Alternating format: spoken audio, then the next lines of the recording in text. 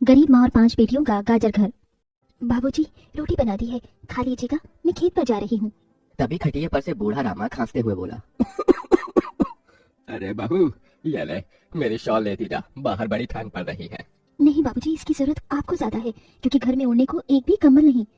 माँ, आज हम तीनों भी आपके साथ चलेंगे खेत पर बच्चों, तुम्हारे पास स्वेटर भी नहीं, सर्दी लग जाएगी। माँ, जल्दी तो आपको गुलिया दीदी और तानी दीदी को भी लगेगी। अगर हम सब एक साथ मिलकर खेत पर काम करेंगे तो ज्यादा पैसे आएंगे और फिर हम कंबल खरीद लेंगे। मेरा राजा बेटा कितना समझदार हो गया है, माँ के दुख को समझने लगा है। सरिता अपने बच्चों के साथ खेत पर आती है जो कि जंगल के पास पड़ता था। बच्चों, हमें आज के आज खेत जोतकर गाजर की फसल बोनी है। सरिता की चारों बिटिया और राजा भी कड़ी मेहनत से बंजर खेत को जोतते हैं और फिर सब मिलकर खेती करते हैं। दिन बीतते हैं। एक रोज जब सरिता घर आती है तो वो अपने पति को घर में जुआ खेलते देखती है। अरे बिरजू, भूख लगी है।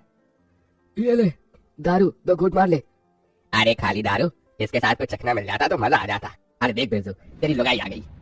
बिरजू को घर में जुआ खेलते देखकर सरिता बौखला कर बोली, अजी, तुमको शर्म नहीं आती? घर में जुआ खेलते और दारूबाजी करते। तो फिर बोली, अरे जानती नहीं पति परमेश्वर होता है और पत्नी की जगह पति के पैरों में होती है। चल जल्दी से मेरे लिए अंडा ऑमलेट बना और गरम रोटी भी। तुम्हें अब मुफ्त का खिलाने को राशन नहीं मेरे पास। 6 बच्चे हो गए हैं, जानती भी हो इन सब का पेट कितनी मुश्किल से पाल रही हूँ मैं। तुम्हें तो जिम्मेदारी से मतलब ही नहीं।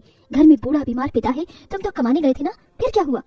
आते ही पैसे मांगने लगी। पति ने खाया पिया कि नहीं ये तेरा बाप पूछेगा। नशे में तो बिरजू सरिता से अकड़ते हुए अपनी चमड़ी की चप्पल निकालकर उसे बहुत पीटता है।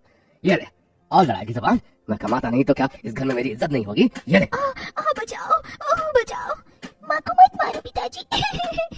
तभी लड़खड़ाते हुए बिछौने से उठकर बूढ़ा रामा कहता है, अरे निकम्मे, छोड़ दे बहू को, निकल जा इस घर से तू, और फिर कभी शक्ल मत दिखाना। अरे ये मेरा घर है, मैंने बनाया है इसे। बिरजू चला जाता है। तभी रामा रोते हुए बोलता है, अरे जाने कैसे उड़ाऊ बेटे को जन्म दे दिया है मैंने। मेरे हाथों भारी गलती हो गई जो इसे तेरी शादी कराई। बहू माफ कर दे मुझे। पर उस 5 बेटियों की गरीब माँ का दुख इतना ही नहीं था कि एकदम से जोरदार तूफान उठा और झोपड़ी की छत हवा के झोंके से उखड़ कर गिर गई। हे भगवान, इतना भयंकर तूफान! तानी, गुड़िया, अंजू, तुम तीनों सोनी, राजा और मुनिया को लेके बाहर निकलो, मैं दादाजी को लेकर आती हूँ। उठिए बाबूजी। नहीं बहू, तू जा, मेरा समय आ गया है। तुझे उन 5 बच्चियों की सौगंध, तेरे बाद उन्हें देखने वाला कोई नहीं। जा बहू जा।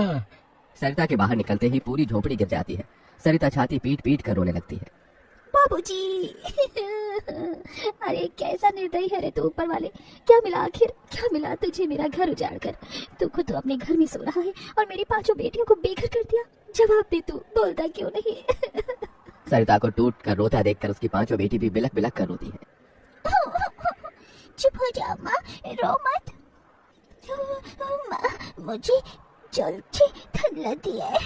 हे भगवान, इतनी बर्फ गिर रही है, मुझे इस ठंड से अपने बच्चों को बचाना होगा। सरिता सबका दरवाजा खटखटाती है मगर कोई भी मुसीबत में उसकी मदद नहीं करता। हार कर वो अपने जंगल वाले गाजर के खेत में आ जाती है और सब रात भर ठंड से कांपते ठिठुरते हुए बीतती है। माँ, बहुत भूख लगी है। हाँ माँ, मुझे भी भूख लगी है। तभी सरिता की सबसे बड़ी बेटी तानी खेत में देखती है जहाँ लाल लाल गाजर उगे थे। देखो माँ, हमारे खेत में तो गाजर तैयार हो गई है। फिर तानी अपने सभी भाई बहनों को गाजर तोड़ कर देती है। ये लो मेरी बहनों, गाजर खा लो। अपनी बेटियों को ठंड में ऐसे देख उस गरीब माँ का मन अपार दुख से भर जाता है। अपनी इस गरीब लाचार माँ को माफ कर देना बच्चों, तुम्हें ये ठंड भोगना पड़ रहा है। तभी एकदम से दिन का माहौल रात सा हो जाता है और तेजी से बर्फ गिरने लगती है। बाप रे बाप, एकदम से इतनी ठंड, ऐसी तो बिना घर के हम बच नहीं पाएंगे। तभी सरिता अपना आंचल उन पर उड़ाती है मगर बच्चे थरथरा उठते हैं कि एकदम से गुड़िया कहती है, माँ, तानी दीदी, हम अपना घर बना सकते हैं। मगर कैसे बिटिया, हमारे पास पैसे भी तो नहीं। माँ देखो, हमारे खेत में कितने सारे गाजर उगे हैं, हम इसी से अपना घर तैयार करेंगे, पर हम सबको साथ मिलकर मदद करनी होगी। राजा बेटा, जब तक कि हम गाजर घर तैयार नहीं कर लेते, तुझे अपनी छोटी बहनों का ख्याल रखना होगा। रखेगा ना?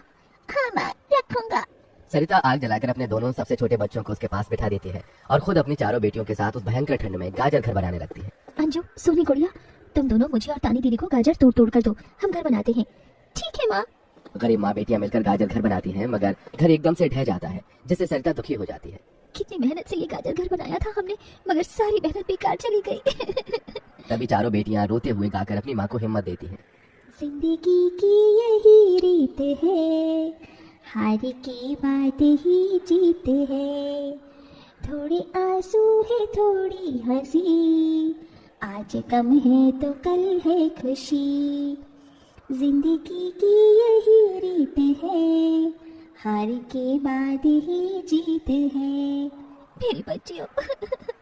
रोते हुए सरिता अपनी बेटी को गले से लगा लेती है। वो फिर कोशिश करते हैं। कई बार उनका गाजर घर बिगड़ता है। तभी गुड़िया कहती है, माँ, अगर हम अपना गाजर घर मजबूत बनाने के लिए पहले लकड़ी फट्टे से ढांचा बना लें तो फिर हमारा गाजर घर नहीं गिरेगा। सब ऐसा ही करते हैं, जिससे उस बार उनका गाजर का घर मजबूत बन जाता है। सरिता अपनी पांचों बेटियों और बेटे के साथ घर के अंदर आती है। तब जाकर उनके शरीर को गर्माहट महसूस होती है।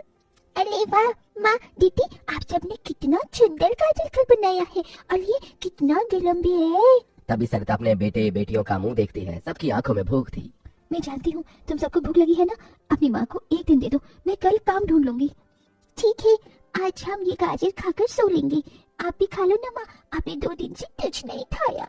सोनी अपने नन्हे हाथों से अपनी गरीब माँ को गाजर खिलाती है। अगले दिन सरिता ठंड में इधर से उधर काम ढूंढने भटकती रहती है, मगर कोई उसे काम नहीं देता। इधर अब उसके खेत के गाजर भी खत्म हो गए थे, जिससे उसकी बेटियां भूखी थी और उसकी दुधमुही बेटी भूख से रोई जा रही थी। माँ, मुन्ना को भूख लगी है, उसे खाना चाहिए। छोटे बच्चे खाना नहीं खाते राजा, इसे दूध पीना है। हे बसुरी बजैया, एक माँ की ममता की इतनी भी परीक्षा मत लो कि वो अपने बच्चे को दूध भी ना पिला सके। तभी सरिता को द्वार पर एक गाय के रंभाने की आवाज सुनाई दी। माँ, लगता है बाहर गाय आई है। सरिता अपनी बेटियों के साथ बाहर आकर देखती है तो गाय के थन से दूध की धारा बहे जा रही थी। इस गाय के थन में कितना दूध गिर रहा है। सरिता गाय का गर्म दूध अपनी बेटी को पिलाती है। तभी गाय उसके खेत में जाकर गोबर कर देती है, जिससे एकदम से जादू होता है और खेत लाल चमकदार गाजर से भर जाता है।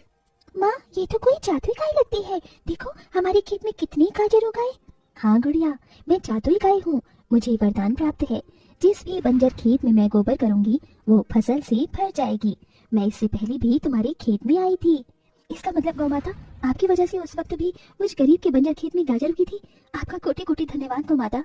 माँ, तुम काम ढूंढ रही थी ना, अब मैं ढूंढना। तुम तो कितना अच्छा गाजर का हलवा बनाती हो और गाय के दूध से खोया, घी, दूध सब बनता है। तुम हलवा बनाकर बेचो। सरिता उस गाय के दूध से घी खोया तैयार कर लेती है और गाजर का हलवा बनाकर बेचने लगती है, जो कि लोगों को खाने में स्वादिष्ट लगता है। उसकी अच्छी कमाई होती है, जिससे उसकी आर्थिक स्थिति ठीक हो जाती है और वो गाय उसके गाजर घर के बाहर बंधी खेत के गाजर और घर दोनों की पहरेदारी दिया करती। रुकिए, अगर आपको हमारी वीडियो पसंद आती हैं तो अभी कार्टून फन 0.2 को सब्सक्राइब कर दीजिए, बेल आइकन दबाइए। धन्यवाद।